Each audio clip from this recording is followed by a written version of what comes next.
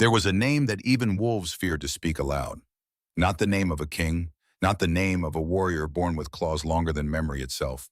It was the name of an assassin, a shadow that moved through the ancient wolf packs like sickness moves through still water.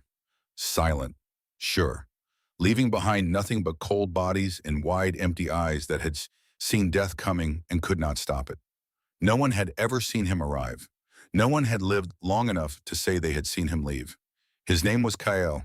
For 3 generations he had walked through the territories of Lapara, and not one pair of eyes had caught him in time.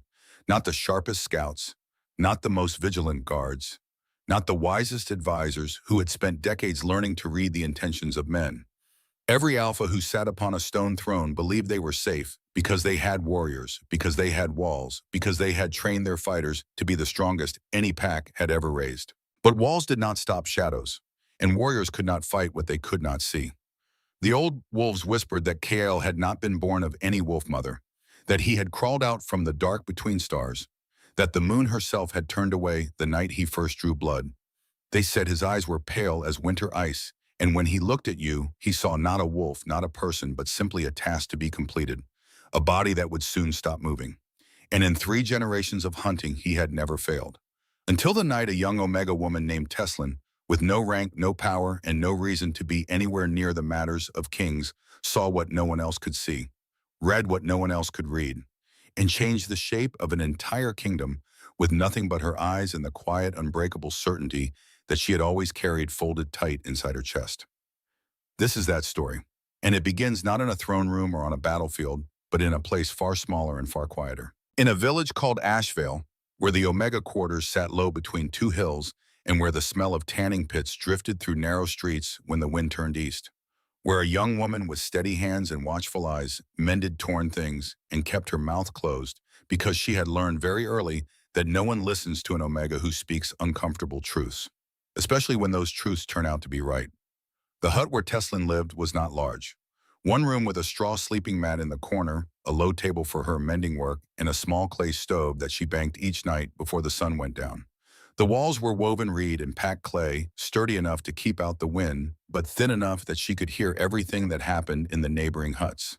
The voices, the arguments, the rhythm of daily life moving around her like water around a stone.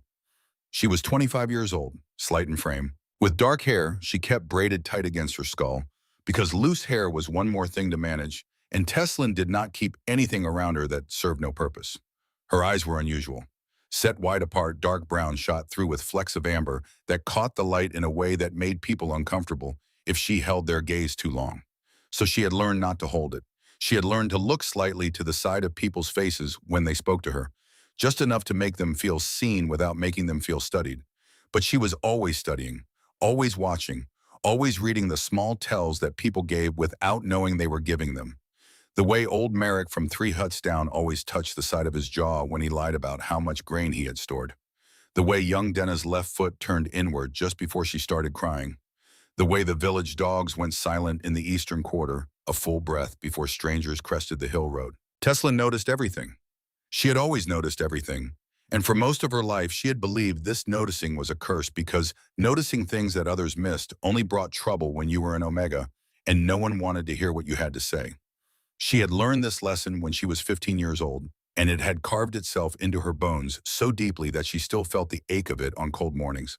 Her mother had been healthy, strong, a beta woman who had fallen in rank when she bore an Omega daughter, but who had never treated Teslin as though this was something to be ashamed of. They had lived together in this same small hut, and her mother had taught her the mending trade. How to stitch leather so the seam would hold. How to weave broken basket reeds back together so they were stronger than before. But in the spring of Teslin's 15th year, her mother had begun to change. Small things at first, a faint yellowing at the edges of her eyes, a subtle shift in the rhythm of her breathing like her lungs were working harder than they should, the way her fingers trembled when she held a needle though she tried to hide it. Teslin had noticed. Of course she had noticed. She had gone to the village healer, a gray-haired Omega woman named Karis, who had been tending the sick for 40 years. She had described what she had seen, the yellow in the eyes, the breathing pattern, the tremor. Karis had listened with the patience of someone who had heard 1,000 worried daughters describe 1,000 minor ailments. She had patted Teslin's hand and told her that mothers got tired as they aged and there was nothing to worry about. Teslin had gone to the pack elder next, a beta man named Torben, who sat in judgment on disputes and kept the records.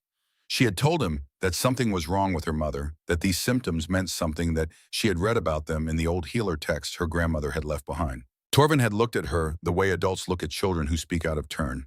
He had told her that Omega girls should not waste the time of their elders with anxious imaginings, that her mother was fine, that she should go home and tend to her mending work and leave the matter of health to those who understood such things.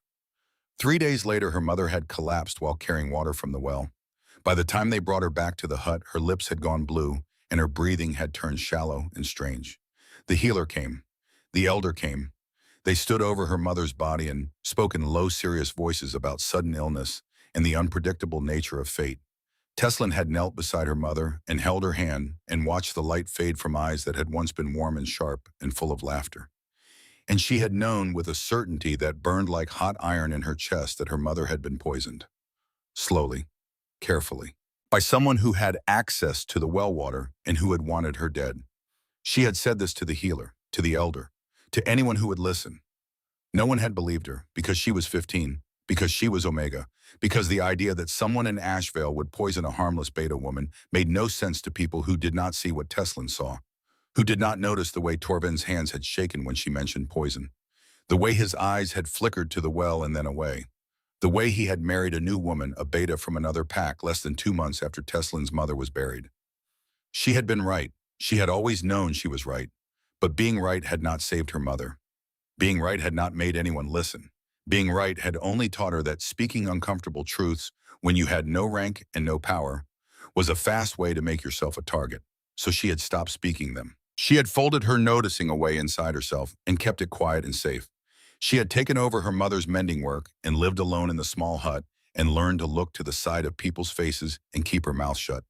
And that was how she had lived for 10 years, mending torn things, watching everything, saying nothing, until the day the summons came from Iron Peak. It did not come to her directly. Things rarely came to Omegas directly in the territories of Lipara. The summons arrived first at the house of the pack elder, who was no longer Torben, but a younger beta named Gareth. Gareth passed it to the village overseer. The overseer passed it to the messenger boy.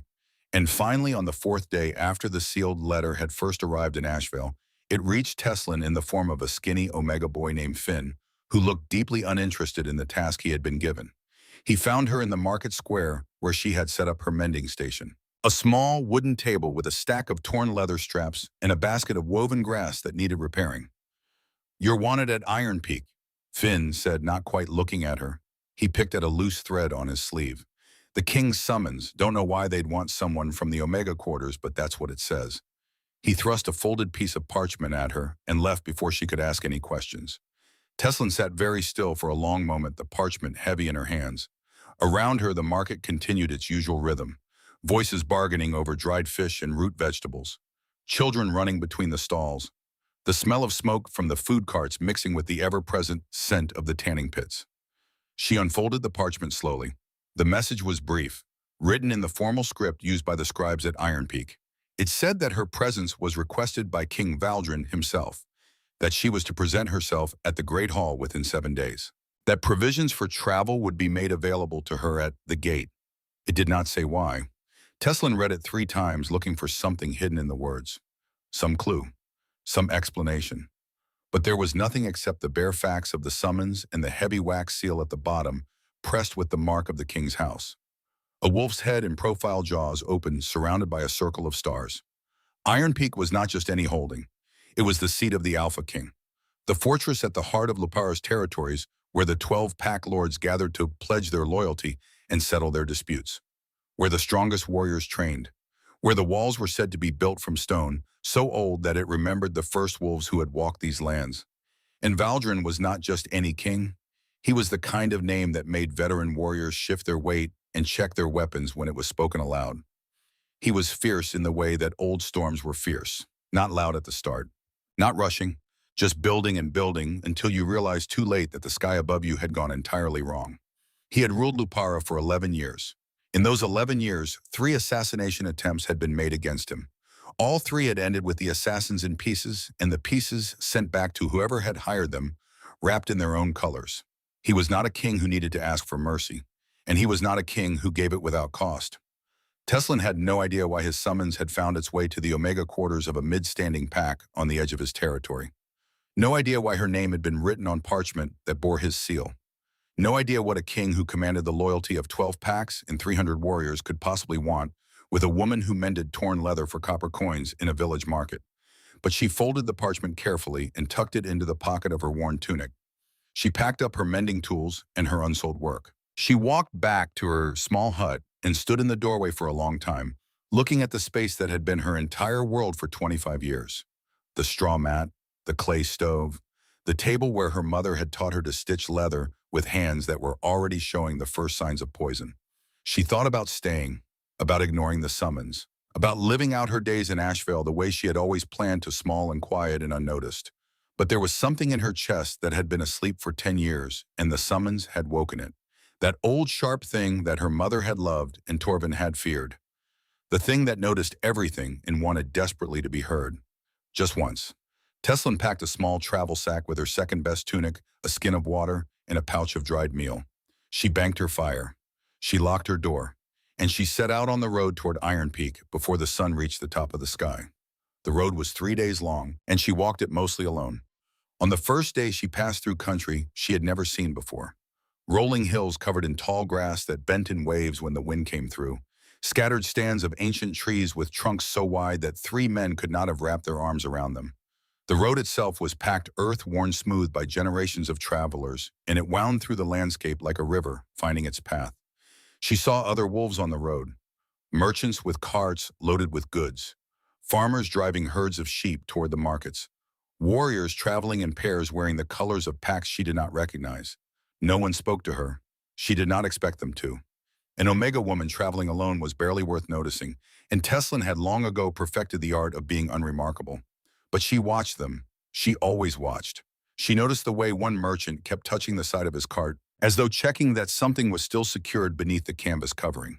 She noticed the way a pair of warriors walked with their hands too close to their weapons, their eyes scanning the tree line in that particular way that said they were expecting trouble. She noticed the fresh burn mark on a farmer's wrist and the way he kept his burned hand tucked against his side when he thought no one was looking. Small things, meaningless things to anyone else. But Teslin collected them the way other people collected coins or stories, filing them away in the organized corners of her mind, where she kept everything she noticed and never spoke about. On the evening of the first day, she reached a small village at the crossroads where 2 trade routes met. The village had been burned, not recently. The ash was old and settled. The blackened timbers of the houses had already begun to rot. But the destruction was complete. Every building reduced to skeletal frames, every wall collapsed. Even the well at the center of the village square had been filled with debris and marked with a crude warning sign that said the water was fouled. Teslin stood at the edge of the ruined village and felt something cold settle in her stomach. She had heard stories about villages like this, about the work that Kyle the assassin sometimes did when he was hired not just to kill a single target, but to send a message, to make an example, to leave something behind that would be remembered. There were no bodies, the dead had been cleared away long ago, but she could still feel the violence that had happened here, the way you could feel the heat from a fire even after the flames had gone out. It lingered in the air, in the unnatural silence where birds should have been singing, but were not. She found a scrap of cloth snagged on a broken timber, dark blue torn from something larger. The edges were frayed and stained with old blood, but the weave was fine, expensive, the kind of cloth that a merchant or a minor lord might have worn. She folded it carefully and put it in her pocket, though she did not know why. It was just a scrap of nothing, a piece of something destroyed. But her fingers told her it was important the way her eyes told her when a stitch was about to fail or a basket weave was too loose. She did not sleep in the burned village. She walked another hour until the ruins were well behind her, and then she made camp in a hollow beside a stream where the water ran clear and the ground was soft with moss. She ate a handful of dried meal and drank from the stream and lay on her back looking up at the stars. The moon was 3/4 full, bright enough to cast shadows. She thought about her mother, who used to tell her that the moon watched over travelers, that as long as you could see her light, you were never truly alone. Teslin did not believe in such things anymore, But she looked at the moon anyway, and in the silver light, she thought about the burned village and the scrap of blue cloth and the summons that had pulled her out of her small, quiet life and set her on a road towards something she did not yet understand. On the second day, the road climbed higher into the hills. The grass gave way to rock and hardy scrub brush. The air grew cooler, and in the distance, she could see the dark line of mountains rising against the sky. She passed a group of refugees moving in the opposite direction. A family of Omegas, maybe 20 of them traveling with everything they owned, piled into two small carts. They looked exhausted, hollow-eyed, the kind of tired that came not from walking too far, but from carrying grief that had no place to be set down. An older woman at the front of the group met Teslin's eyes as they passed, just for a moment. And in that moment, Teslin saw a story she recognized. The story of someone who had tried to warn others about danger, who had seen the signs and spoken the truth, and who had been dismissed and ignored until it was too late. The woman looked away first. Her shoulders hunched beneath the weight of a blanket roll, and she kept walking. Teslin wanted to stop her, to ask what had happened, to say that she understood that she had lived that same story, that being right when no one would listen was its own kind of death. But she did not stop. She kept walking, because there were some things that could not be fixed by acknowledgement, some wounds that stayed open no matter how many times you pressed your hand against them. On the evening of the second day, she crested a rise in the road and saw Iron Peak for the first time. It sat on a massive plateau of dark stone rising from the landscape like a fist rising from an arm. Sudden, undeniable, impossible to miss. The fortress walls were built from the same dark stone as the plateau itself, as though the whole structure had been carved from a single piece of ancient rock. Towers rose at each corner, topped with iron braziers that burned even in daylight, sending columns of black smoke into the sky. Around the base of the plateau, a town had grown. Smaller buildings clustered together like children gathering around a parent. Markets and inns and stables. The roads that led to Iron Peak came from all directions, converging on the massive iron gate that was the only way up to the fortress proper. Even from a distance, Teslin could feel the weight of the place. The power, the certainty.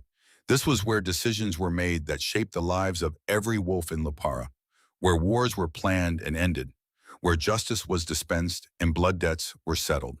And somewhere inside those dark walls, a king she had never met was waiting for her, for reasons she still did not understand. She made camp that night in a copse of trees at the edge of the plateau town.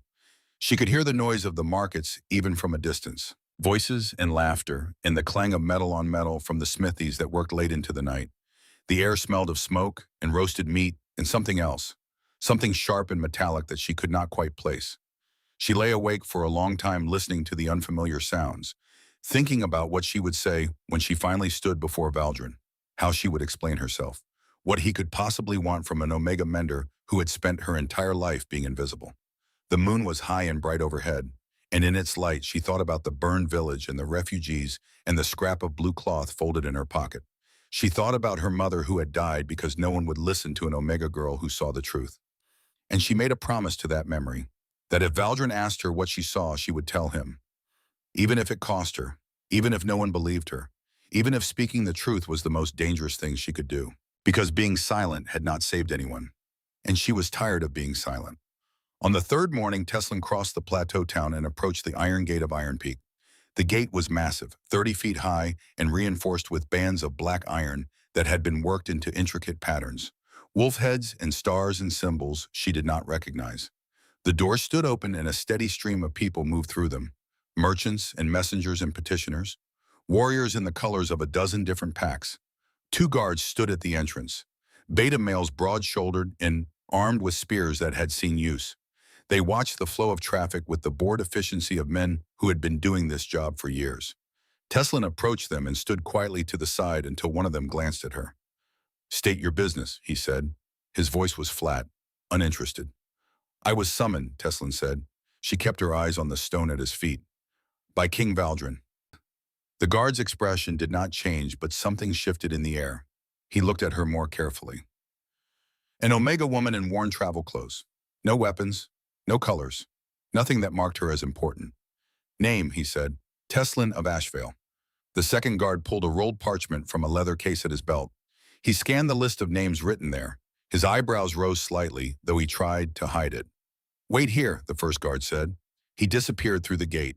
Teslin stood where she was, her hands folded in front of her, while the second guard watched her with the expression of someone trying to solve a puzzle they had not expected to encounter. Around them, the flow of people continued. Merchants arguing over tariffs, warriors laughing too loudly, the normal chaos of a fortress gate. The first guard returned after several long minutes. His face had changed, not much, just a tightness around his eyes that had not been there before. "You're to be escorted to the inner hall," he said. His voice was careful, the way voices got when people were trying not to show confusion. "Follow me." Teslin followed him through the gate and into Iron Peak. The outer yard was vast, easily large enough to hold 500 people with room to spare. The ground was paved with flat stones worn smooth by countless feet. Buildings lined the walls on all sides, barracks and storerooms and workshops. The air was thick with the smell of horses and leather and the metallic tang of the forges that never stopped burning. Warriors stood in groups talking in low voices. Some were training with practice weapons in a roped-off section of the yard. Others were mending gear or checking armor, or simply standing watch with the stillness of men who knew how to wait. Every single one of them turned to look at Teslin as she passed. Not openly, not rudely, but she felt their eyes, felt the question in their gazes. Omega woman. Worn clothes. No escort? No obvious reason to be here. She kept her own eyes down and her steps steady and her breathing controlled, and she followed the guard through a second gate into the heart of the fortress. The inner yard was smaller, quieter. The buildings here were built from darker stone and the windows were narrow and high. This was where the serious work of Iron Peak happened, where the council met and the king held court and decisions were made that shaped territories. The guard led her to the entrance of the Great Hall, a set of double doors carved from ancient wood and reinforced with iron bands. He knocked twice. The doors swung open. The Great Hall of Iron Peak was not like anything Teslin had ever seen. The ceiling was high, so high that the shadows at the top were lost in darkness despite the fire pits that burned in long channels down the center of the room. The walls were hung with pelts, wolf pelts, dozens of them, the hides of wolves who had challenged Valdrin and lost. Not a cruelty exactly, more of a language, a statement that every wolf who walked into this hall could read before they ever opened their mouths. The floor was polished stone, dark and smooth. The fire pits cast dancing light across its surface, and the heat from the flames made the air shimmer. At the far end of the hall on a raised platform of carved stone sat Valdrin. He was large in the way that mountains were large. Not loud about it, not making a show, just occupying a space in a way that made the space feel smaller. His hair was dark and unbound, falling past his shoulders. His jaw was set hard. His eyes were amber, and they were already on Teslin as she walked the length of the hall toward him. She could feel the weight of his attention, the pressure of it. This was an alpha in his prime, a king who had held power for 11 years and who knew exactly how much strength it took to keep holding it. Around him, arranged in a semicircle, stood his council. 7 wolves, all of them older, all of them dressed in the fine clothes and formal colors of their positions. They watched Teslin with expressions that ranged from curiosity to barely concealed disdain. Teslin stopped at what she judged to be a respectful distance from the platform. She lowered her head, not too low, not submissive, but enough to acknowledge rank. The hall was very quiet. Valdrin looked at her for a long moment. His face gave nothing, absolutely nothing. Then he spoke, and his voice was quieter than she had expected from a man his size. "You are Teslin of Asheville." It was not a question. "I am your majesty. You mend things." "I do." He was quiet again, studying her, reading her the way she had spent her whole life reading other people. She kept her eyes on the stone floor and let him look. "Do you know why you are here?" he asked. "No, your majesty." Valdrin leaned forward slightly in his seat. The firelight caught the sharp planes of his face and made the shadows deeper. 7 days ago, he said, my chief advisor died in his sleep, a man named Oren. He was 50 years old, healthy, strong, no history of illness. He went to bed after an ordinary day and did not wake up. Teslin said nothing. She felt the cold beginning in her chest, the same cold she had felt when she first noticed the yellow in her mother's eyes. "The healers examined him," Valdrin continued. "They found nothing. No wounds, no obvious cause. They said it was his heart. That sometimes hearts simply stop." He paused, but I did not believe them. The council members shifted slightly, uncomfortable. This was clearly a conversation that had been had before. "I had Oren's chamber searched," Valdrin said, "his belongings examined, his food tested, his servants questioned, and still nothing. No evidence of foul play, No trace of poison or violence, just a dead man who should not have been dead. His amber eyes had not left Teslin's face. I was told, he said slowly, that there was an Omega woman in a village on the edge of my territories who sees things that others miss, who has never once been wrong about what she sees, who reads people and places and patterns the way hunters read tracks in snow. Teslin's heart was beating very fast. She did not know who had told him this, did not know how her name had traveled from Asheville to Iron Peak, but she understood now why she was here. In 7 days, Valdrin said, there will be a great feast in this hall. The 12 pack lords who swear loyalty to me will gather here with their retinues. 300 wolves, the most important gathering of the year. He leaned back in his seat. Someone is going to try to kill me during that feast. I believe they will try it here inside these walls, surrounded by my guards and my allies. And I believe whoever killed Orin is testing their method, perfecting it, getting ready. The hall was absolutely still. Even the flames in the fire pit seemed to burn more quietly. Valdrin's voice dropped lower, harder. My guards are the finest I have ever trained. My advisors are sharp. My walls are thick. In 11 years, no one has put a blade within reach of me inside these walls. And yet I am not easy, because someone got to Orin. Someone killed a man I trusted in his own bed and left no trace. He looked at Teslin with those fierce amber eyes, and she felt the full weight of what he was asking before he even said the words. I want you in this hall for the next 7 days. I want your eyes open. I want you to look at my guards and my servants and my council and my guests, and I want you to tell me what you see. Teslin finally looked up, finally met his gaze directly. Just for a moment, just long enough to read the thing in his face that she had been reading slowly from the edges since she walked in. It was not fear. Valdrin was not a man who feared in ordinary ways. It was certainty. The cold, clear certainty of a man who knew that something was already in motion and could not yet see where it would land. She looked back down at the stone floor and spoke clearly. I will need to move freely, through the hall, the yards, the kitchens, the servant quarters. I will need to go where I need to go without explanation. One of the council members made a small sound. Disbelief or outrage, it was hard to tell. Valdrin's expression did not change, but something in his shoulders settled, just barely. It will be arranged, he said. And that was how Teslin of Asheville, Omega Mender of Torn Things woman that no one counted came to stand inside the walls of Iron Peak 7 days before someone tried to end the life of the most feared Alpha King in all of Lapara. She did not know yet that the assassin was already inside the walls, that he had been inside for more than 2 weeks, that he had killed Orin as a test, as practice, as a way of measuring the defenses he would need to overcome. She did not know yet that his name was Kael, and that he was the Shadow Wolves had whispered about in fear for 3 generations. She did not know yet that the thing inside her, the thing she had kept quiet and folded away for 10 years, was not just a habit of noticing, not just a skill, but something older and deeper, a gift that had been passed down through her bloodline from a grandmother she had never met, a gift that had been sleeping, waiting for the moment when it would be needed most. But she would know all of it before the feast fires burned down to ash.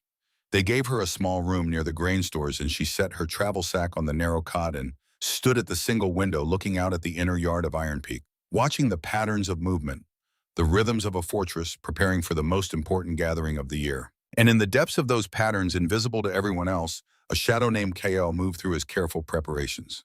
Patient, thorough, certain that he would do what he had come to do. He had been certain of that in every hall he had ever entered, but he had never been in a hall that contained Teslin of Asheville, and he did not know she existed, and that more than anything else was the only advantage she needed.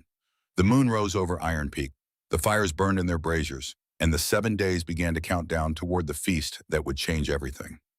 The first thing Teslin did after settling into her small room near the grain stores was nothing at all. She sat on the narrow cot with her hands folded in her lap and let the fortress breathe around her. Let the sounds find their natural rhythm. Footsteps in the corridor outside, voices calling across the yard, the distant clang of metal on metal from the forges, the creak of cart wheels on stone, the low murmur of conversation drifting up from the kitchens below. She closed her eyes and listened, not for anything specific, just for the pattern, the baseline, the normal sound of Iron Peak going about its daily business. Because before you could see what was wrong, you had to know what right it looked like. Her mother had taught her that. A long time ago, when Teslin was still small enough to sit on the mending table and watch her mother's hands move through the intricate work of repairing a torn fishing net. You have to know how the whole net is supposed to look, her mother had said, before you can find the one strand that is out of place. Teslin sat in the small room and let Iron Peak become a net in her mind, vast and complex and woven together from 1,000 different threads. And somewhere in that net, there was a strand that did not belong, a knot tied wrong, a gap where there should have been strength. She just had to find it. When the sun had moved a hand's width across the narrow window, she rose. She smoothed her worn tunic. She checked that her braid was still tight against her skull. And she walked out into the fortress with the water jug she had borrowed from the kitchen stores, because a servant carrying water had a reason to be anywhere, and no one questioned servants who looked like they knew where they were going. The inner yard was busy with preparations for the great feast. 7 days. That was how long she had. 7 days to find an assassin who had been invisible for 3 generations. 7 days to see what Valdrin's guards and advisors and healers had all missed. She walked slowly around the perimeter of the yard, filling her water jug at the well, pausing to adjust the leather strap on her shoulder, moving with the unhurried purpose of someone who had been given a task and was simply completing it. No one looked at her twice. Omega servant with a water jug, as unremarkable as air, but she was looking at everything. The yard was roughly square, bounded on all sides by the dark stone buildings that formed the heart of Iron Peak. The Great Hall dominated the western side, its entrance marked by those massive carved doors. To the north were the council chambers and the royal apartments. To the east, the kitchens and servant quarters. And to the south, the storerooms, grain and weapons and firewood, and all the supplies needed to keep a fortress running. Guards stood at regular intervals. She counted them, marked their positions, noticed the way they changed shifts. 2 hours on, 2 hours off, rotating through 3 different teams. The pattern was tight, professional. Exactly what you would expect from a king who had survived 3 assassination attempts. Servants moved through the space in their own patterns, kitchen workers carrying trays of bread from the ovens, stable hands leading horses to and from the southern gate, craftsmen hauling timber for the feast tables that were being constructed in the Great Hall. Everything looked normal. Everything looked right. But Teslin had learned long ago that normal was where danger hid best. She watched the flow of movement for the better part of an hour, and slowly, the way a picture in still water becomes clear, once you stop disturbing the surface, she began to see the deeper patterns, the invisible lines that people walked without knowing they were walking them, the gaps in the guard rotations, the moments when the yard went briefly thin and unobserved. There, a blind spot near the eastern corner where the kitchen entrance met the edge of the grain stores. For perhaps 30 seconds during each guard rotation, that corner was unwatched. Not obviously, not dangerously. But if you knew the timing, if you had counted the pattern, you could slip through that space without being seen. She filed it away, moved on. The wood store caught her attention next. It was built against the southern wall, a long, low structure with an open front where bundles of cut timber were stacked in neat rows. The wood for the feast fires, cedar and oak and pine enough to keep the Great Hall warm through 3 days of celebration. A servant was there now, loading a bundle onto his shoulder. A man of middle height and middle build, wearing the rough brown tunic of the labor crews. He moved with the easy rhythm of someone who had done this task many times before, lifted the bundle, turned, walked toward the side entrance of the Great Hall. Teslin watched him go. Something in her chest went very still. The wood was wrong, not obviously wrong, not in a way that anyone would notice unless they were looking. But the bundle on his shoulder was cut from different timber than the stacks around it. The grain was finer, the color slightly darker, and it had not been cut the way working wood was cut, rough and fast and practical. It had been cut neatly, almost carefully, as though the shape of it mattered for a reason that had nothing to do with burning. She set her water jug down. She waited until the man had disappeared through the side entrance, and then she walked to the wood store and stood looking at the stacks of timber. Most of it was old stock, rough bark still clinging to some of the pieces. The natural variation you would expect from wood that had been cut and stored over time. But in the back corner, partially hidden behind the older bundles, there were 3 logs that did not match. Smoother, darker, too carefully shaped. Teslin glanced around the yard. No one was watching. The guards were focused outward on the gates and the approaches. The servants were busy with their tasks. She moved quickly to the back of the wood store and crouched beside the mismatched logs. Up close, the difference was even more obvious. These had been worked by someone who knew what they were doing, someone who understood wood and tools and the art of making something look like it belonged when it absolutely did not. She pressed her fingers against the surface of the nearest log, felt the hollow space and saw it could before she even looked because her fingers knew the difference between solid timber and something that had been carved out and carefully sealed again. There. A seam so fine that you would miss it if you were not searching for it, hidden along the natural grain of the wood, sealed with pine resin that had been colored to match the surrounding bark. Her heart was beating fast now, steady but fast, the way it had beaten when she first saw the yellow in her mother's eyes and knew with terrible certainty that something was very wrong. She did not open the log, not here, not now, but she knew what was inside, could smell it even through the resin in the wood, faint and sweet in a way that had no business being sweet. Ember root. It was a plant that grew in the deep forests of the Northern Territories. Rare, expensive, and when it was dried and ground into paste, it produced a smoke that had no color and no strong smell and would stop a wolf's heart as quietly and completely as pressing a hand over a candle flame. Someone had hollowed out this log. Someone had placed a sealed vessel of ember root paste inside it, and someone had positioned it so that when the feast fires burned low and the servants came to feed them with fresh wood, this log would be pulled from the stack and thrown into the flames, and the heat would crack the vessel, and the paste would burn, and the smoke would rise invisible into the warm air of the great hall, where 300 wolves would be gathered, eating and drinking and feeling safe. Teslin sat back on her heels. Her hands were steady, but the cold in her chest had spread to her arms and legs. This was not the work of an amateur. This was careful, precise, the work of someone who understood timing and chemistry and the art of making death look like accident. This was the work of Kael. She left the log exactly where she had found it, did not disturb it, did not move it, because moving it would tell the assassin that someone had discovered his work, and a discovered plan was a plan that would change. And a plan that changed was a plan she could not track. She rose, she picked up her water jug, and she walked back into the yard with the same unhurried purpose she had carried before, though now the world felt different, sharper, more dangerous. Kael was here, inside these walls, moving through the fortress like smoke through a room, and he had been here long enough to place this trap with care. On the second day, Teslin found two more pieces of his plan. The first was in the great hall itself. She had volunteered to help the servants who were setting up the long tables for the feast, because helping meant she could move through the space freely, could touch the walls and the torch brackets and the stone benches, without anyone questioning why an Omega woman was running her hands over surfaces that had nothing to do with water jugs or mending work. The great hall in daylight was different than it had been when she first arrived. The fire pits were cold. The shadows were pushed back into the high corners where the ceiling met the walls. Workers moved through the space measuring and hammering and arguing good-naturedly about the best way to arrange the seating for 12-pack lords who all believed they deserved places of honor. Teslin worked alongside them. She carried planks. She held one end of a measuring rope. She fetched tools from the storage room. And while she worked, she watched. The torch brackets were mounted along the walls at regular intervals, heavy iron fixtures that held the great torches that would light the feast. They had been there for generations, built into the stone itself, solid and permanent. She checked each one, ran her fingers along the base where the bracket met the wall, felt for anything that did not belong.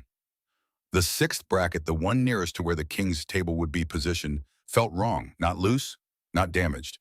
But there was something tucked behind it, a strip of cloth thin and dark pressed into the narrow gap between the iron and the stone. She could barely see it, could only feel it with her fingertips when she reached up and searched the space that most people would never think to search. She worked it free slowly, carefully, while pretending to check the stability of the bracket itself. A servant checking that the fixtures would hold the weight of the torches. Nothing unusual, nothing worth noticing. The cloth came free in her hand. She palmed it quickly and moved away from the wall back to the pile of planks she had been carrying. In the better light near the cold fire pit, she examined what she had found. It was a strip of linen perhaps 6 inches long and 2 inches wide, dark brown, rough woven, the kind of cloth that would burn slowly, and it had been soaked in something. Oil, her nose told her, but not cooking oil, something sharper, more volatile, the kind of oil that would catch flame easily and burn hot. Ember root oil, different from the paste in the hollow log, but serving the same purpose. This strip would be dried out by the heat of the torch above it, and when the feast was in full swing, when the hall was warm and crowded, and the torches were burning bright, the oil would begin to release into the air. Slow, invisible, drifting down over the king's table like a breath you could not see. One more layer, one more way to ensure the poison reached its target. Teslin wrapped the cloth back up carefully and tucked it into the pocket of her tunic. She would need to show Valdrin to prove what she had found. But not yet, not until she had seen the whole picture. Because if there were two pieces to this plan, there were almost certainly more. She found the third piece that afternoon in the narrow passage that connected the kitchens to the Great Hall. It was a servant's rote too small for the main traffic of the feast, but essential for the kitchen staff who would be carrying food and drink back and forth throughout the evening. The walls were plain stone, the floor was worn smooth by generations of hurrying feet, and halfway down the passage there was a place where two stones did not quite meet. A gap, small, easy to miss if you were not looking. Teslin knelt beside it, ran her fingers along the edge of the gap, felt the hollow space behind the stones. Something had been placed there. A small vessel, clay by the feel of it, sealed with wax. She did not pull it out, but she knew what it was, another cache of poison. Positioned so that anyone brushing past in the narrow passage might crack the wax seal without realizing it, might release what was inside into the close air of the corridor. 3 layers, 3 different methods of delivery, all designed to work together, to ensure that even if one failed, the others would succeed. This was not just careful planning. This was mastery. The work of someone who had done this so many times that they could anticipate every possible failure and plan around it. Teslin sat back on her heels in the dim passage and felt the weight of what she was facing. Kale was not just good, he was perfect, and he had been perfecting his craft for 3 generations. Longer than she had been alive. Longer than anyone in this fortress had been watching for him. How did you catch a shadow that had never been caught? How did you see a man who had made invisibility into an art? The answer came to her slowly the way truth always came to her, not in a flash, not in a sudden revelation, but in the quiet accumulation of details that finally added up to something clear.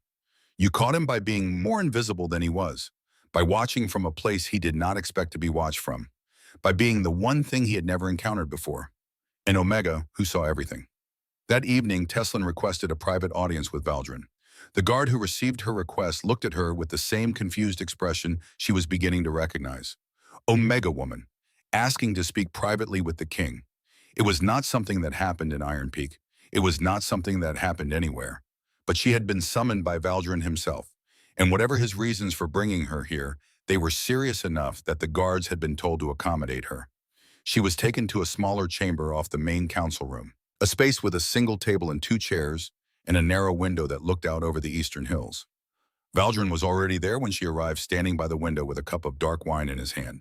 He looked tired, not weak, not diminished, but tired in the way that leaders get tired when they are carrying weight that cannot be shared. He turned when she entered, gestured to one of the chairs. "Sit," he said. Teslin sat. She folded her hands in her lap and waited. Valdrin did not sit. He stayed by the window looking out at the fading light. When he spoke, his voice was quiet. "Tell me what you have found." So she told him. About the hollow log in the wood store with its vessel of ember root paste. About the oil-soaked cloth behind the torch bracket. About the sealed vessel in the kitchen passage. She described the placement, the timing, the way each piece was designed to work with the others. When she finished, Valdrin was very still. He set his wine cup down on the table with slow, deliberate care. "You are certain," he said, "completely." He turned to face her fully. His amber eyes were hard. "If what you say is true, then the assassin is already inside my walls. Has been inside for days, perhaps weeks." "Yes. And you believe this is the work of Kyle?" "I do." Valdrin's jaw tightened. She could see him processing this, adjusting his understanding of the threat, of how close it had already come. "We will remove the poison," he said. "Search every room, every passage. Lock down the fortress until we find him." "No." The word hung in the air between them. Valdrin's eyes narrowed. "No." His voice was very soft, very dangerous. Teslin kept her hands folded, kept her breathing even. This was the moment, the choice that would determine whether Valdrin truly trusted her or whether she was just an interesting curiosity he had brought to Iron Peak on a whim. "If you change anything," she said, "he will know. He has been watching this fortress the same way I have been watching it, reading the patterns, looking for the things that do not fit. If guards suddenly start searching rooms they have never searched before, if poison is removed from places and no one should have found it, he will know his plan has been discovered. And then he will disappear. Or change his approach, and the next plan he makes will be one I have not found, one I cannot track." Valdrin looked at her for a long moment. She could see the calculation happening behind his eyes. The weighing of risks, the terrible choice between action and inaction. You want me to do nothing, he said, to leave the poison in place, to let the feast proceed exactly as planned. Yes, and trust that you will stop him when the moment comes. Yes. The chamber was very quiet. Outside, the sun was setting behind the hills, and the light coming through the window had turned the color of old gold. Valdrin picked up his wine cup, drank, set it down again. Why should I trust you, he asked. Not unkindly, just honestly. You are an Omega from a small village. You have no training, no experience with matters like this. You are asking me to bet my life and the lives of my pack lords and the stability of my entire kingdom on your ability to outthink an assassin who has never failed. Tessin looked up at him, met his eyes directly. Because I have already seen him, she said, and he does not know it. Valdrin went very still. You have seen Kael. Not as Kael, as a wood carrier, a servant, someone so ordinary that your guards look straight past him without seeing. But I saw him. I saw the way his eyes move, the way he reads a room, the way he positions himself. I know what he looks like now, and I will know where he is during the feast. She paused, chose her next words carefully. Your guards are trained to fight enemies they can see, but they cannot see him. I can. That is why you brought me here. Not because I am strong or skilled or ranked, but because I see what others miss. And right now, that is the only weapon you have that Kael does not know how to defend against. Valdrin looked at her for a long time, and then something changed in his face, something she had not seen before. The corner of his mouth lifted slightly. You are not what I expected, and he said quietly. Neither are you, your majesty. He almost laughed, almost. Then the seriousness returned. If I agree to this, he said, if I let the plan run, what do you need from me? Time, freedom to continue searching, and your trust that when the moment comes, I will not fail. Valdrin nodded slowly. Then he did something that surprised her. He pulled out the second chair and sat down across from her, not as a king addressing a subject, but as one person talking to another. I was told about you by someone I trust, he said, an old healer named Grenna. She said you had a gift, that you saw your mother's death coming and no one would listen. She said you have been quiet for years, but that if anyone could find an invisible enemy, it would be you. Teslin felt something catch in her chest. Grenna. She had not heard that name in years. The old Omega healer who had left Asheville when Teslin was still young, who had been one of the few people to ever look at her and see something other than rank. Grenna is here, she asked. She will be. She is traveling with the pack lords from the Western Territories.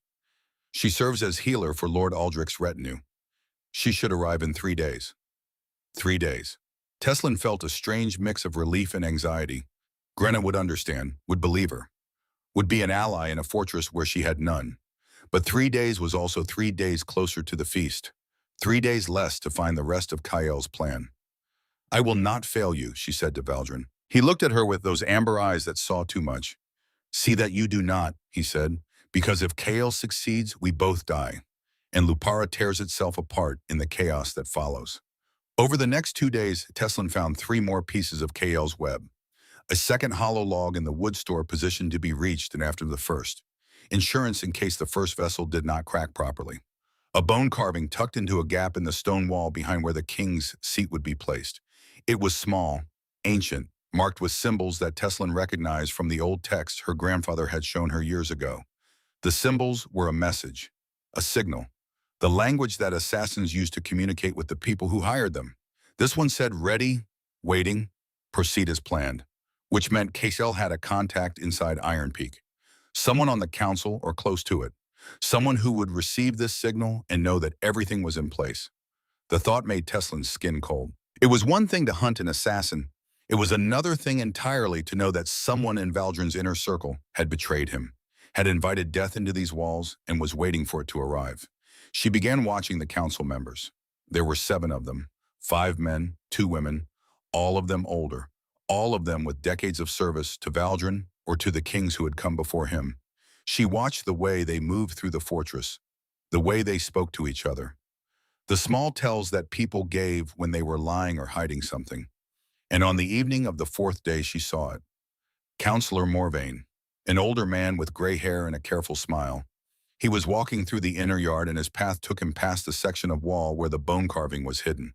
He did not stop, did not obviously look at it, but his hand brushed the wall as he passed, just lightly, just for a moment. It could have been nothing, an accidental touch, the natural movement of a man walking close to a wall. But Teslin had learned long ago that nothing was ever truly accidental. And when Morvain's hand touched that section of wall, his eyes had flickered, just for the briefest instant, a micro-expression that said he was checking something, confirming something, receiving a message. Teslin felt the cold settle deeper into her chest. Morvain was one of Valdrin's oldest advisors, had served him for 9 years, had been present for every major decision, every battle plan, every negotiation, and he had betrayed all of it. She needed to be sure, needed to test this before she went to Valdrin with an accusation that could not be taken back. So she set a trap. The next morning she made sure to cross paths with Morvain in the council chamber. She was carrying water as always, playing her part as the invisible Omega servant, and as she passed near him, she stumbled. Not badly. Just enough to splash a small amount of water on the stone floor near his feet. "Forgive me, counselor," she said, keeping her eyes down. "How clumsy." He waved it away with the distracted kindness of someone who barely registered her existence. And then as she knelt to wipe up the water with a cloth, she spoke again, quietly, as though talking to herself. "They are adding extra guards to the north entrance tomorrow night. Something about a concern with the supply caravans." It was a lie. There were no extra guards being added anywhere. But she said it just loudly enough that Morvain would hear if he was listening. He did not react, did not turn, did not acknowledge that he had heard anything at all. But the next day, Teslin saw the man she knew as Kyle adjusting his position in the yard, moving slightly south, away from the north entrance. The lie she had planted had traveled, from her lips to Morvain's ears, from Morvain to Kyle. And Kale had adjusted his plan based on false information, which proved two things. First, that Morvain was the traitor, and second, that Kyle was listening to Morvain's signals, which meant Kale believed his plan was still secret, still safe, which meant Teslin had the advantage she needed. On the fourth evening, 3 days before the feast, Grenna arrived.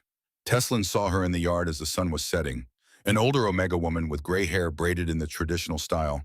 She moved slowly with the careful dignity of someone whose body had begun to betray them, but whose mind was still sharp as winter wind. She was traveling with Lord Aldrich's retinue, as Valdrin had said, 24 wolves in the colors of the Western Territories, warriors in attendance and servants. But Grenna stood apart from them, not in rank, just in bearing, in the quiet authority that came from having spent 60 years watching and learning and surviving. Teslin felt something loosen in her chest, something she had not realized was tight. Grenna was here. Grenna, who had looked at a 15-year-old Omega girl and seen not just grief but rightness, who had believed Teslin when no one else would, who had left Asheville years ago but who had apparently never forgotten. They did not speak that first evening. Too many people, too much activity. But Grenna's eyes found Teslin across the yard, and in that look there was recognition, understanding, a silent message that said, "I know why you are here, and I am with you." It was enough. That night, alone in her small room, Teslin laid out everything she had learned: the hollow logs, the torch oil, the passage vessel, the bone carving, Morvain's betrayal, Kael's patterns of movement. She had found the shape of the plan, but there was still something missing, something she could not quite see. The ember root would create smoke. The smoke would cause confusion and panic. But Kael was not relying on poison alone, that much was clear. The poison was meant to create chaos, to pull attention away from something else. The real kill would come differently. In the moment when everyone was focused on the smoke and the panic, when guards were rushing to evacuate the hall, and servants were screaming, and pack lords were trying to protect their own. In that moment of perfect chaos, Kael would move. But how, with what, toward whom? Teslin sat on her cot and thought about everything she knew about Kael, about the way he moved through space, about the patience he had shown in placing his traps, about the 3 generations of kills he had completed without ever being seen. And then she understood. He would not go for Valdrin alone. That would be too simple, too expected. If Valdrin died but his heir survived, the kingdom would mourn, but it would continue.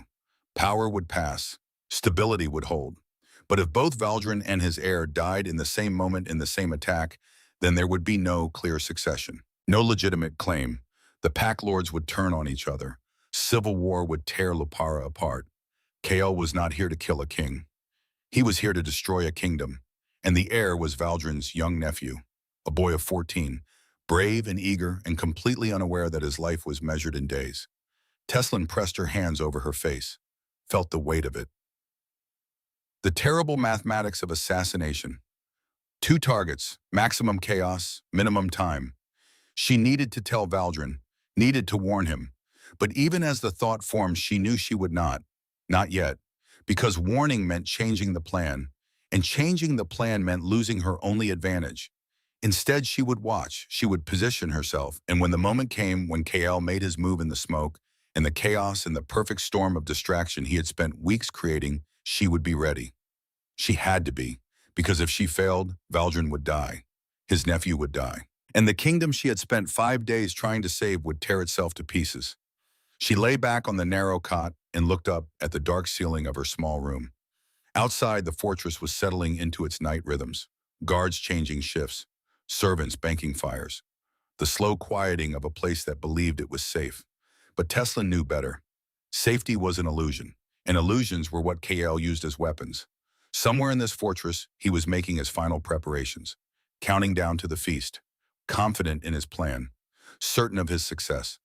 He did not know that an Omega woman with no rank and no power had found every piece of his carefully constructed web, did not know that she had seen him, tracked him, read his patterns like words written in her mother's handwriting.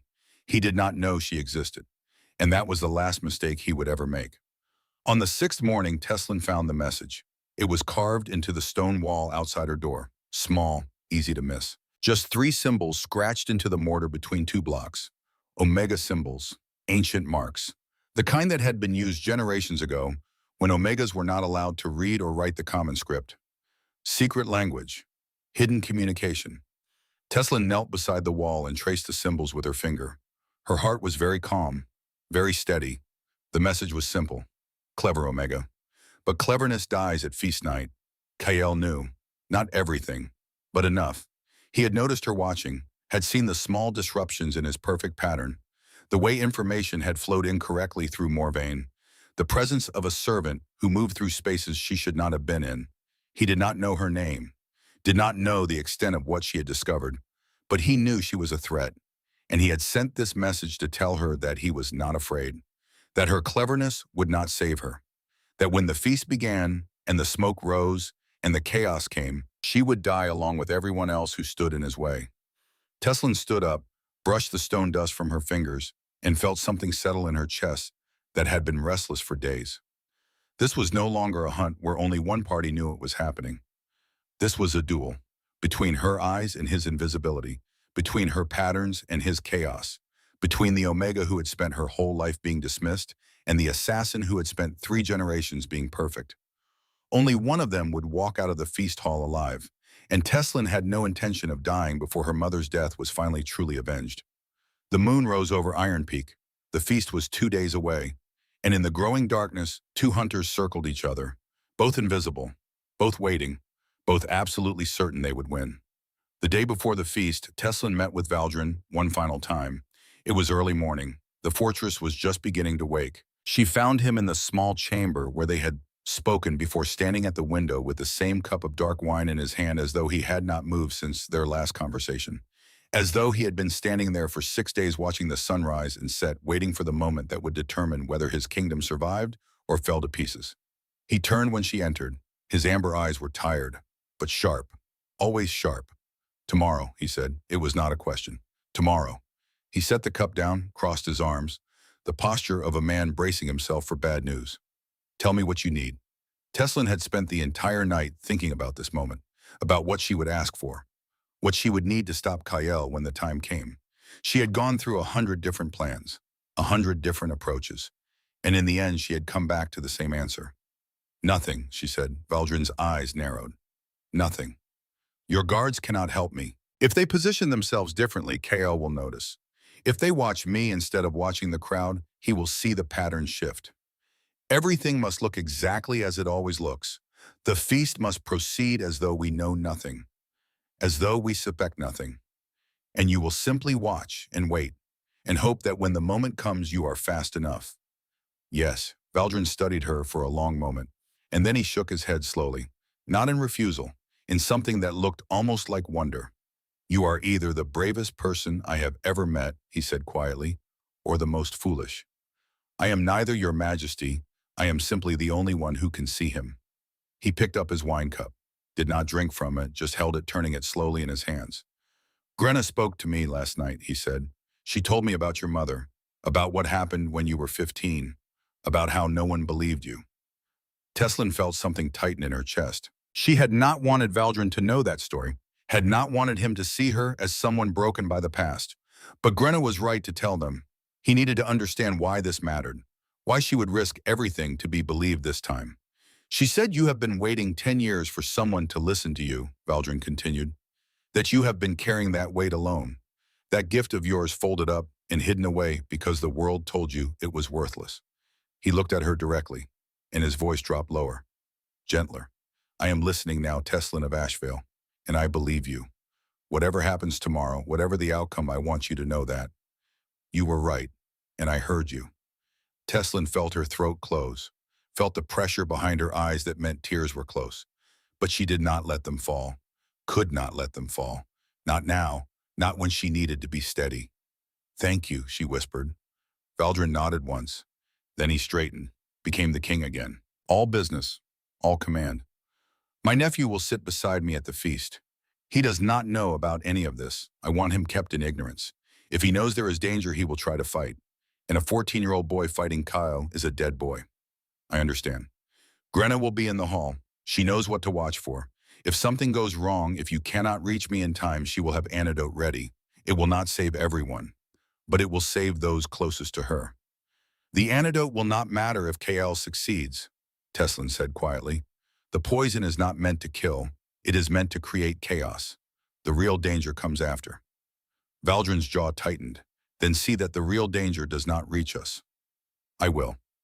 He looked at her for one more long moment, and then he did something that shocked her. He reached out and placed his hand on her shoulder. The grip was firm. The touch of an alpha to an omega should have felt like dominance, like weight, but this felt different. This felt like an equal acknowledging an equal. "You will have a place in my council when this is over," he said. "Not as a reward, but because you have earned it, because you see what we do not, and because I need that sight beside me."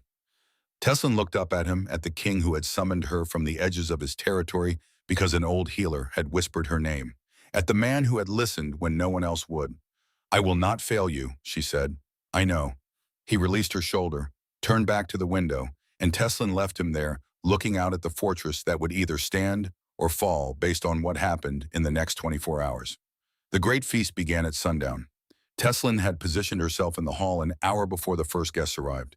She wore the same plain tunic she had worn for 6 days, carried the same water jug, looked exactly like what she was supposed to be, an Omega servant, invisible and unremarkable, part of the background noise of a celebration. She found her place near the side entrance that led to the kitchens, the spot where she could see the entire hall, where she could track movement and patterns and the subtle shifts that would tell her when Kale was preparing to move. The hall filled slowly, first the servants laying out the final preparations, the long tables arranged in a horseshoe shape with Valdrin's table at the head, the fire pits burning bright down the center, fed with the old wood from the front of the stack. Not yet the hollow logs, not yet the poison. Then came the guests, the 12-pack lords with their retinues, warriors in colored armor, advisors in formal robes, attendants carrying banners. The hall filled with voices and movement and the particular energy of wolves who had traveled far to be seen in a powerful place. Teslin watched them enter, watched where they sat, watched the patterns form. Grenna arrived with Lord Aldrich's group. She caught Teslin's eye across the hall, a brief moment of connection, a silent message that said, "I am here. I am ready." Then Valdrin entered and the hall went quiet. He walked the length of the room with that same unhurried certainty he brought to everything. His nephew walked beside him, a boy trying hard to look like a man, shoulders back, chin up, scared and excited and completely unaware that he was walking into a trap that had been 3 generations in the making. They took their seats at the head table. The council members arranged themselves on either side. Teslin watched Morvain take his place, watched his eyes flicker once to the section of wall where the bone carving was hidden. A final confirmation, a signal sent and received. "Everything is ready. Proceed." The feast began. For the first hour, nothing happened. Food was served. Dark bread and roasted meat and root vegetables glazed with honey. Wine flowed from clay pitchers. Conversations rose and fell in the warm air. Laughter, boasts, the competitive friendliness of pack lords establishing their status through stories and insults. Teslin moved through the space with her water jug, refilling cups, clearing plates, always moving, always watching. She had found Kyle within the first 10 minutes. He was positioned along the far wall in the section where the lower-ranked attendants gathered. The ones who had come as company for higher-ranked wolves, but who had no official role in the ceremony of the evening. He wore the same plain servant's clothes he had worn all week, the same unremarkable face, the same relaxed posture of someone who belonged exactly where he was. But Teslin could see him now, could see the way his eyes moved in those slow, deliberate sections, could see the way he tracked not people but positions, angles, distances. He was not watching the feast, he was measuring it, calculating it, waiting for the moment when all the pieces he had placed would begin to move. The fire pits burned lower. The first load of wood had given its heat and gone to ash. Servants began their trips to the wood store, carrying back bundles on their shoulders, feeding the fires, keeping the hall warm and bright. Teslin counted the trips, kept perfect track. She knew exactly which load would reach the hollow logs, knew exactly when the poison would enter the hall. She watched Kyle watch the fire pits, saw him counting too, saw the subtle shift in his posture, the gathering, the tightening of something underneath the surface. The sixth trip to the wood store happened. The servant returned carrying a bundle that included the first hollow log. Teslin saw it clearly. The darker wood, the careful shaping, the thing that did not belong. The servant threw it into the nearest fire pit. The flames caught, the wood began to burn, and slowly and visibly, the ember root paste inside began to heat. It started with the smell, not strong, not obvious. Just a faint sweetness in the air that had no reason to be there, like flowers burning, like something beautiful being destroyed. Teslin had wrapped a cloth around her face, pretending to wipe sweat from her brow. But the cloth was soaked in the antidote paste that Grenna had given her earlier. Crushed herbs, bitter and sharp.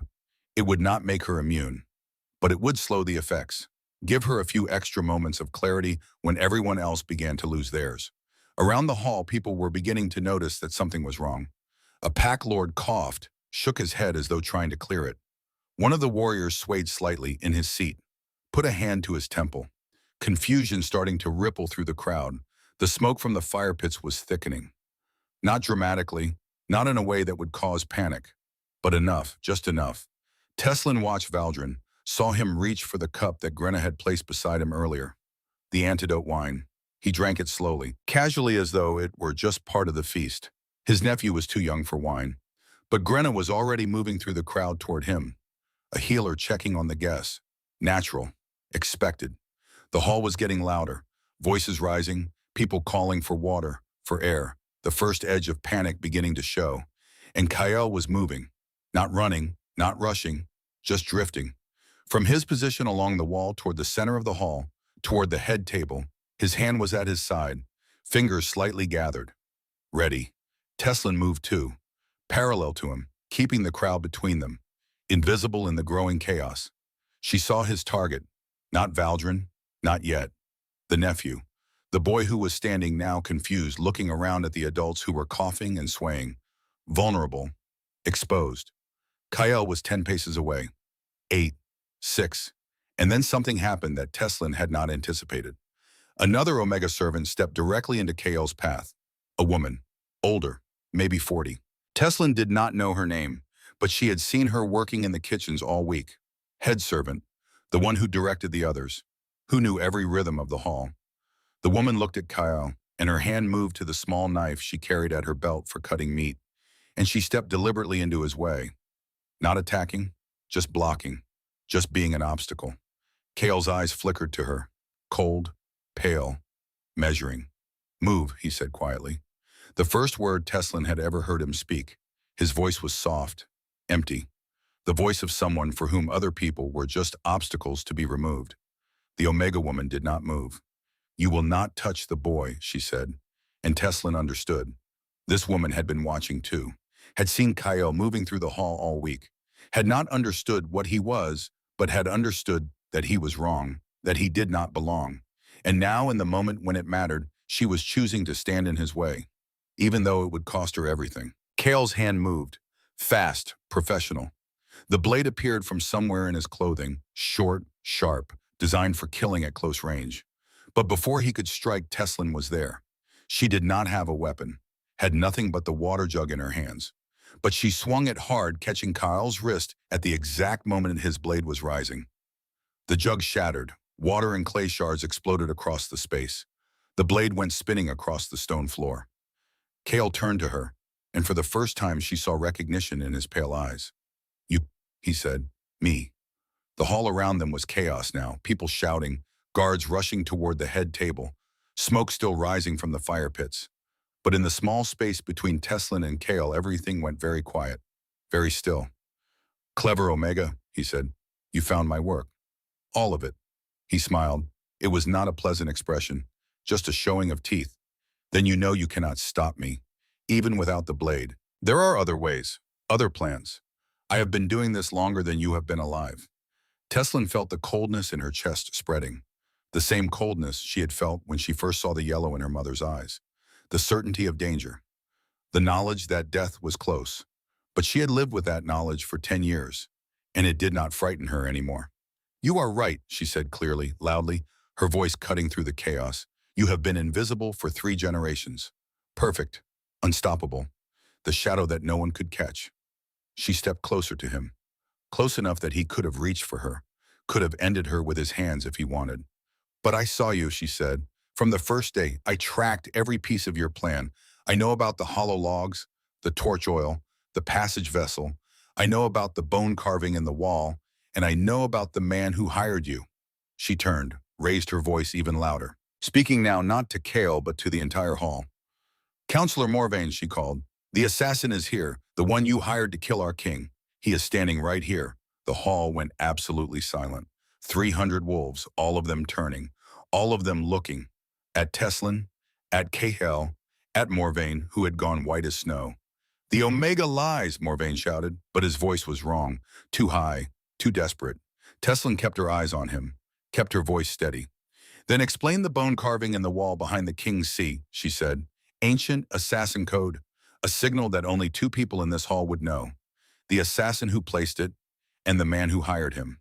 She reached into her tunic and pulled out the small piece of carved bone she had removed from the wall that morning, held it up so everyone could see. "This mark means ready, waiting, proceed as planned." Gasps rippled through the hall. The pack lords were standing now. Guards were moving, closing in. Morvain tried to run, made it 3 steps before 2 warriors tackled him to the ground. His careful smile was gone. His composed face had collapsed into something ugly and afraid. Kale did not run. He simply stood there looking at Teslin with those cold, pale eyes.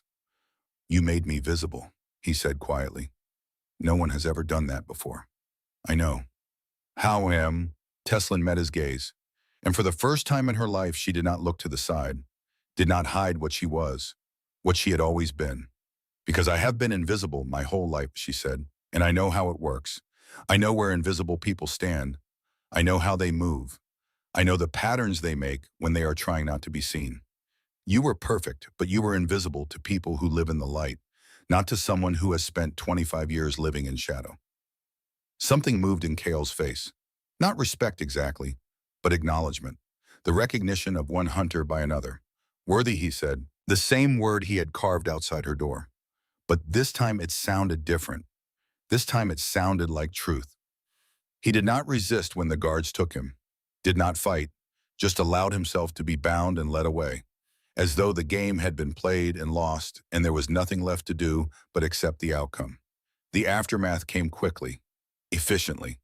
Grenna moved through the hall with her assistants administering antidote to those who had breathed too much of the ember root smoke. Most recovered quickly. Some needed to be carried to the healing rooms. But no one died. The poison had not been strong enough to kill, only to confuse, only to create the chaos that Kale had needed. The guards found everything Teslin had described. The hollow logs, the torch oil, the passage vessel, all of it exactly where she had said it would be.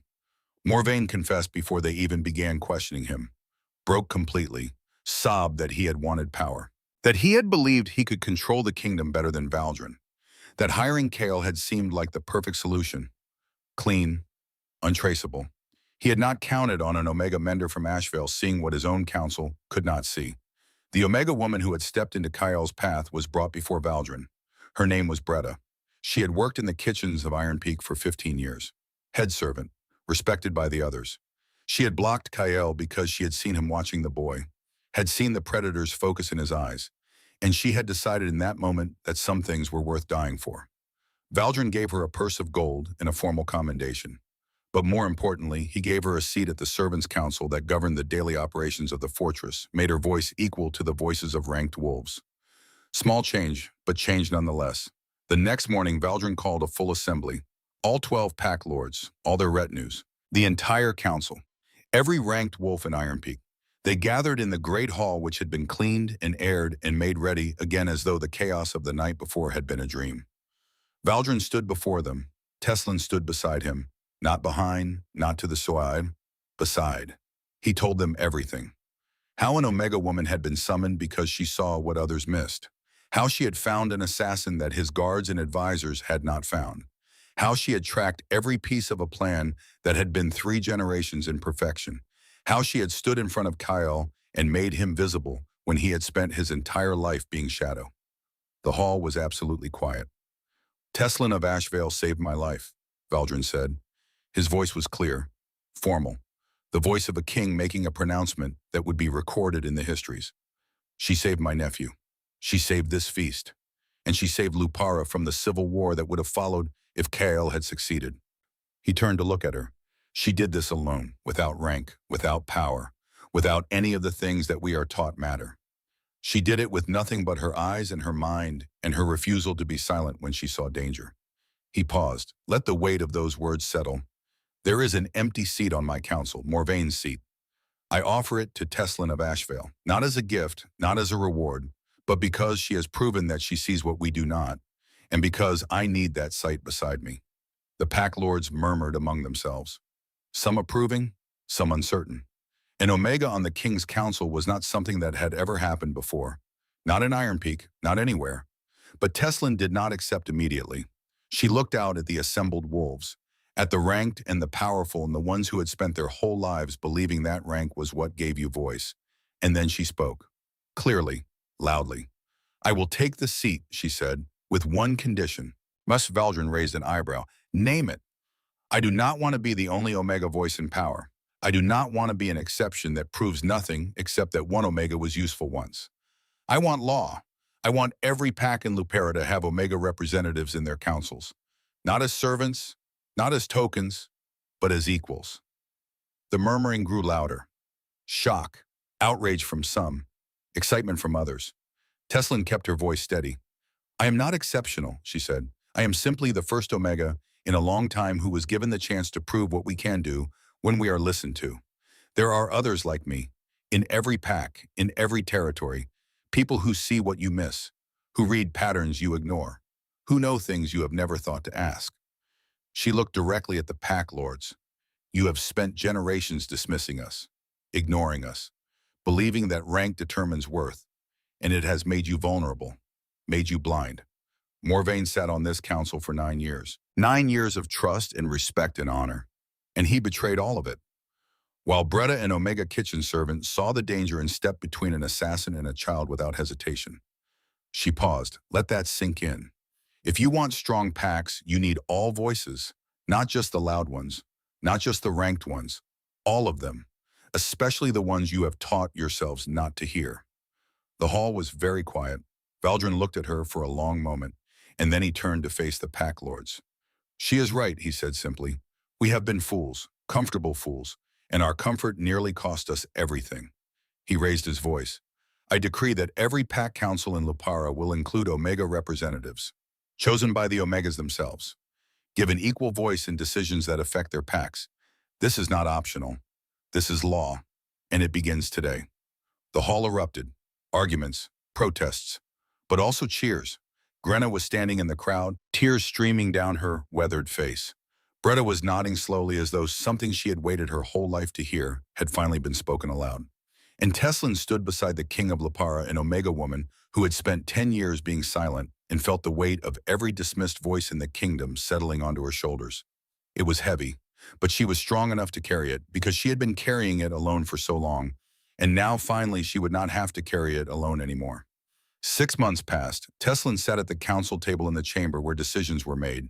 Morvain's old seat, but it did not feel like his anymore. It felt like hers. Earned, deserved. She had solved 3 more conspiracies in those 6 months. Small things, not as dramatic as KL, but dangerous nonetheless.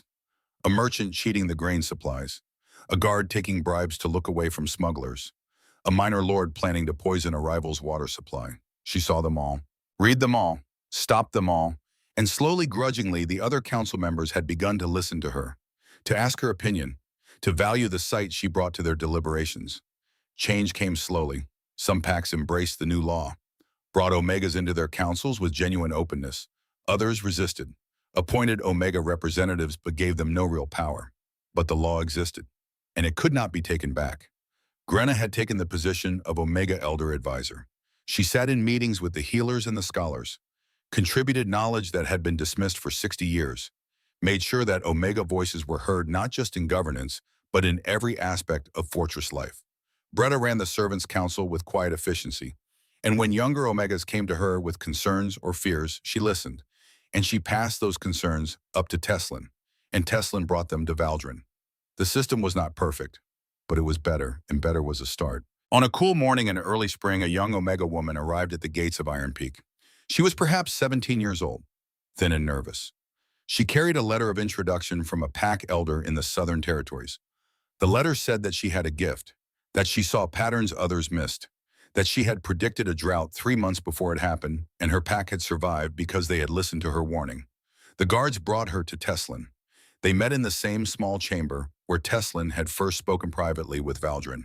The girl sat in the chair across from her, hands folded, eyes down, the posture of someone who had spent her whole life making herself small.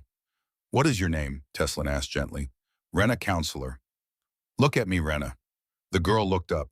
Her eyes were dark, watchful, afraid. "You see things," Teslin said. "Patterns, changes, things that are coming before they arrive." Rena nodded slowly. "And people do not believe you." "They listen now," Rena said quietly. "After the drought. But before that, they said I was inventing things, making trouble, that Omegas should not speak about matters they do not understand." Teslin felt the old familiar ache, the echo of her 15-year-old self trying to warn people about her mother, being dismissed, being ignored. "They will say that," Teslin told her, "many times. For the rest of your life, there will be people who dismiss you because you are Omega, because you are young, because you are not ranked or powerful or what they expect wisdom to look like." She leaned forward. "But you will speak anyway. Do you know why I'm—" Rena shook her head. "Because while they are looking at you and deciding you do not matter, you will be looking at them and seeing the truth. You will see the lies they believe, the dangers they ignore, the patterns they miss because they are too comfortable in their certainty. And when the moment comes when the thing you saw arrives and they finally understand you were right, they will have no choice but to listen." She reached across the table and took Rena's hands in hers. "You are not alone," she said. "Not anymore. There are Omega voices in every pack now. Small voices, yes, new voices, but they are there, and they are growing stronger. And you are part of that, part of something that is changing the shape of this kingdom." Rena's eyes were bright with unshed tears. "What should I do?" she whispered. "Watch," Teslin said. "Read, see, and when you see danger, speak, even when they do not want to hear it, especially when they do not want to hear it. Because being right is not enough. Being heard is what saves lives." She released Rena's hands. "I will help you. Grenna will help you. Every Omega who has fought to be heard will help you. You are not the first, and you will not be the last. We are building something here, something that will outlast all of us." Rena nodded, wiped her eyes.